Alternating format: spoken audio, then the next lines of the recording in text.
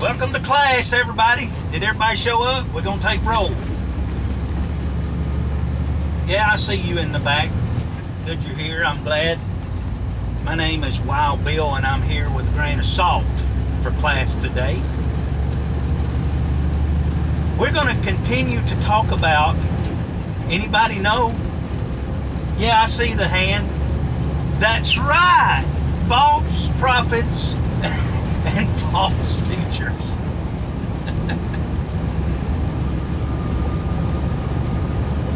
You know,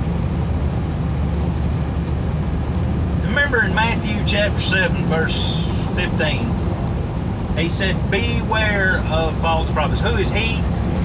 Anybody know? Yep, the Messiah, God in the flesh, gave you and I a command: beware of false prophets. And he tells us how they're going to come, what they're kind of going to look like. He says, beware of them because they will come to you in sheep's clothing. And we've discussed what that is. They're not going to come pretending to be sheep. They're going to be coming pretending to be a shepherd, a pastor, a leader, someone who stands in front of a bunch of people and tells them things. He said that's what they're going to do. That's what they're going to look like. That's their MO. And that is the way that they bring their heresies and lies. And they're going to be plentiful.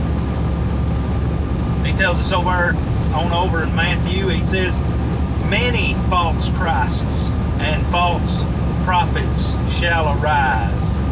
And of course you read later on in the epistles, they say the same thing. There has been, there is, and there will be. And I don't see much talked about it. I'm not saying it's not talked about. I'm just saying that it's not talked about, very much. But it's important that it is talked about because our Messiah warned us of them. And then he goes on to say, and they come to you as, in sheep's clothing, but inwardly, they look good. They act good. They sound good. They sound just like a good shepherd. You remember over in John 10, he tells us basically what a good shepherd is if you look and read through there. But he says these are going to be, refined people that, they look like they've got good things in store for you. And they look like they're wanting to take care of you and help you.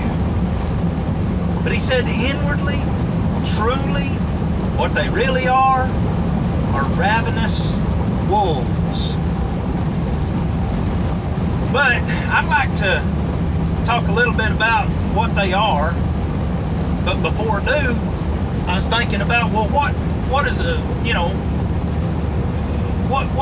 what is a true prophet?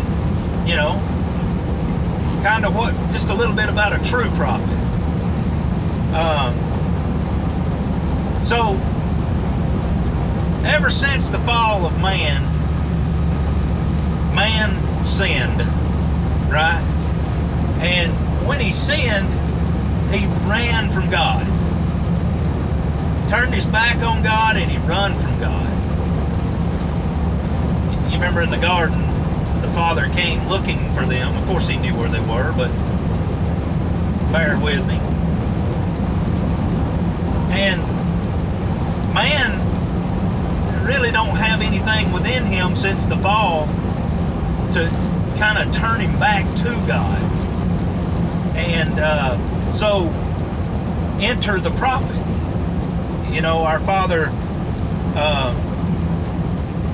raises up a prophet to turn man's heart back to him.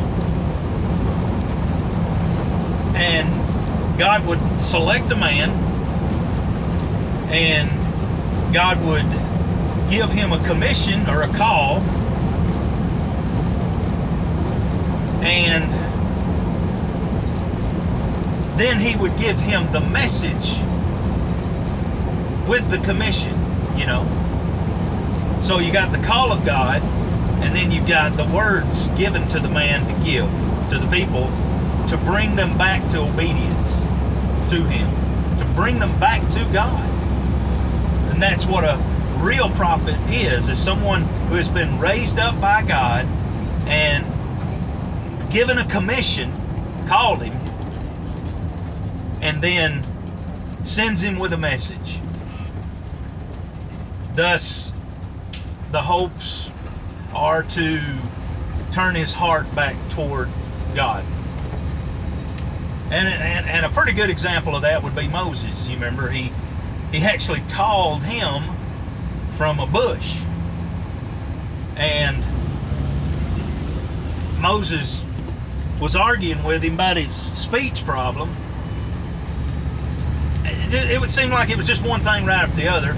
Moses arguing with him, and you know, don't get on to Moses too bad, because I'm sure that things like that have happened to you. You know, when God instructs us, it's not a comfortable thing to obey. As a matter of fact, when you start following him more closely, you understand what it means when something offends you or offends him, and you realize it. He compares it to having to cut that off.